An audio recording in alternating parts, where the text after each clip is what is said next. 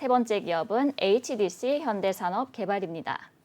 HDC 현대산업개발은 2018년 5월에 현대산업개발의 인적 분할로 신설 회사로 설립됐고요. 2016년에 유가증권시장에 상장했습니다. 현대산업개발의 사업 중 건설 사업, 프리캐스트 콘크리트, 호텔 및 콘도 사업을 진행하고 있습니다.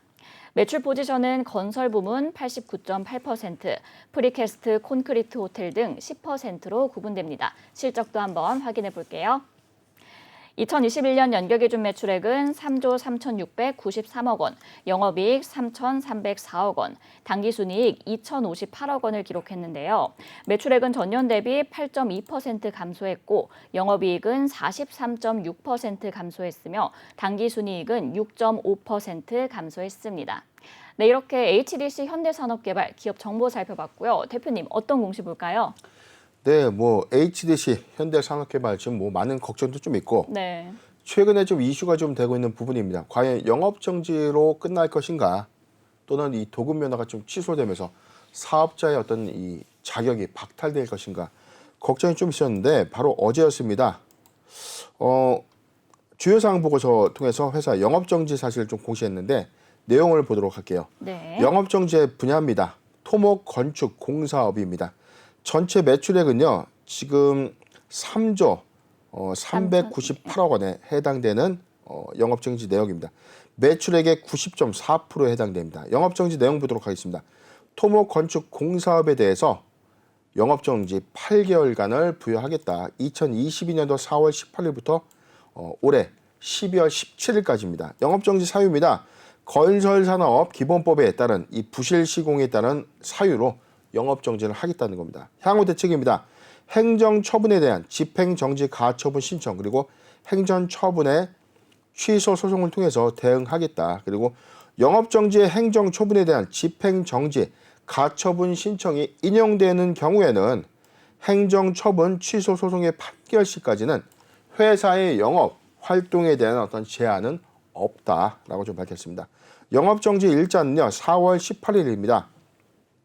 투자 판단 참고할 사항 보도록 하겠습니다. 영업정지 내용은요, 2021년도 연결 재무제표 기준의 매출액 대비 비율이고요. 영업정지 내용 중에 최근 매출 총액은 2021년도 연결 재무제표 기준의 전체 매출액을 의미합니다.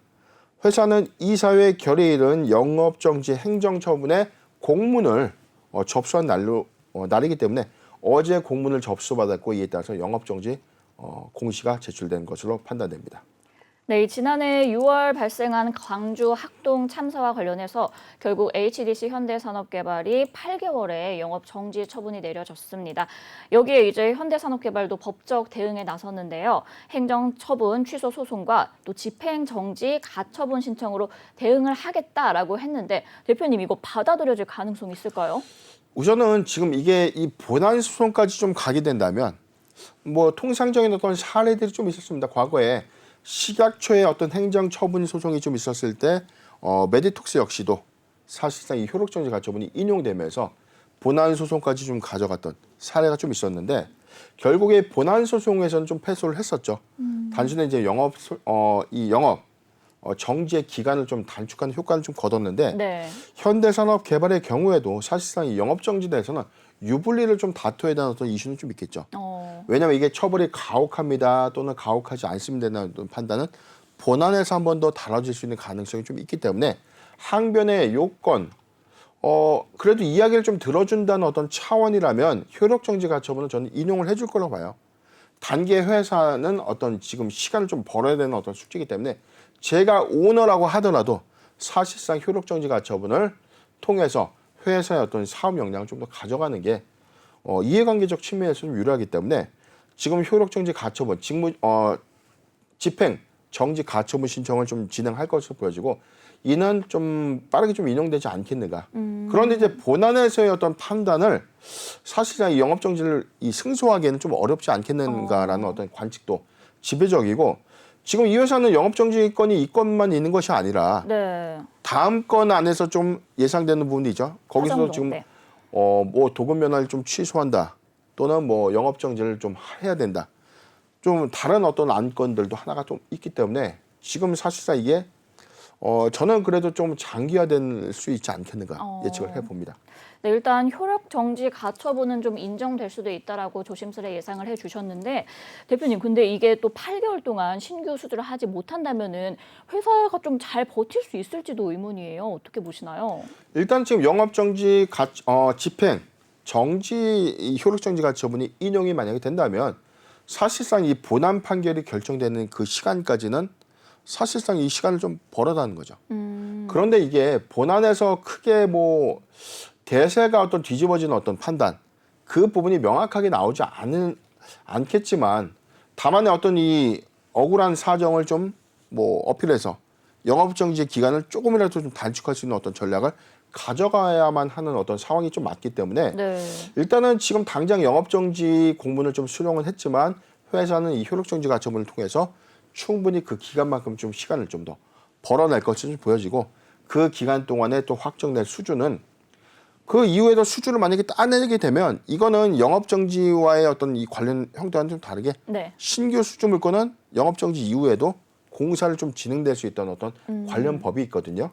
자, 이 부분을 위해서라도 사실상 좀 시간을 좀 벌어야 되지 않겠는가 좀 판단해 보는데 지금 사업 보고서 잠깐 볼게요. 네. 보면 이 회사의 최근에 수주 상황을 좀 보면 이 관급 공사와 민간 공사가 좀 나눠져 있는데 네네. 민간 공사는 지금 전체적으로 좀 나와 있죠. 민간 공사의 총 기본 도급액이 28조 5,262억이 있어요. 이 중에 완성 공사액이 5조 9,696억이 있고 계약 잔액이 22조 5,566억이 좀 남아 있다는 겁니다. 이게 민간 기준이에요. 그런데 관급은 좀 더 남아 있죠. 관급도 좀 여기 남아 있는데 네. 지금 전체적으로 보면 2023년도부터 해가지고 지금 내년 2023년도에 완료 예정일 관급 공사들이 좀 상당합니다. 전체적으로 보면 한 16조 금액으로 좀 보여지는데 이게 뭐 분산해서 매출의 어떤 인식이 좀 있었기 때문에 지금 관급 공사를 뭐 차지하더라도 지금 계약 잔액이 한 22조 5,566억이 좀 있는 만큼 회사가 만약에 영업 정지가 확정이 되거나 추가적인 영업 정지가 좀 길어진다고 하더라도 이미 기수주 물량에서는 어떤 공사는 지속해서 좀 진행될 수 있는 이점은 좀 있지 않겠는가 예상됩니다. 네, 대표님. 근데 이 화정동 아파트 붕괴 사고에 대해서도 좀 행정 처분이 주목을 받고 있거든요. 혹시 이 부분에 대해 좀 조심스레 예상을 해보신다면 어떠실까요? 예, 사실상 저는 이게 뭐 이 도급 면허를 좀 취소한다는 것은 사실상 이 건설사를 문을 좀 닫게 한다는 어떤 그렇죠. 조치인데 이게 현실적으로 좀 가능할까? 이 관련된 어떤 이 고용 인력도 있죠. 이게 사회적인 어떤 이슈가 단순하게 어떤 이 면허를 취소한 것이 사실 능사는 아니라는 과점이죠.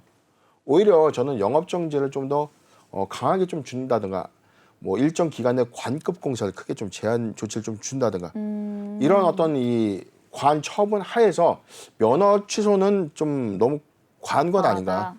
면허는 좀 유지가 될 것을 좀 판단하는데 그런데 최근 이 국토부가 면허 취소의 어떤 준하는 어떤 이 요구 내용을 서울시에 좀 전달을 했지 않습니까? 네. 그렇기 때문에 이번 영업정지 8개월에 사실상 예상됐던 부분에 지금 뭐 이 사고도 결코 뭐 작은 사고는 아니었지만 그렇죠. 이게 화정지구에 대해서는 오히려 동일 연장선상에서 같은 인재사고가 좀 일어났다는 점에서는 괘씸죄가 좀 더 반영될 가능성이 좀 크죠. 왜냐하면 예방 조치를 끝내기도 이전에 바로 사고가 좀 터졌다는 거죠.